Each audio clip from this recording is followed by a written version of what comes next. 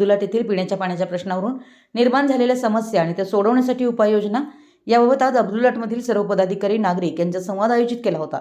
त्याला चांगला प्रतिसाद देत लोकांनी त्यांना भेडसावणाऱ्या समस्या मांडल्या आणि दूधगंगा आणि पंचगंगा योजनेच्या पदाधिकारी यांनी त्यांची बाजू मांडली। बराच वेळ सकारात्मक चर्चा झाली, परंतु अजूनही काही शंकांचं पूर्ण निरसन न झाल्यामुळे ग्रामपंचायतीने 1 मार्चपर्यंत वेळ मागितला असून सर्वांच्या संमतीने त्यांना वेळ देण्यात आला असून यावरील पुढील मीटिंग 1 मार्च रोजी होईल।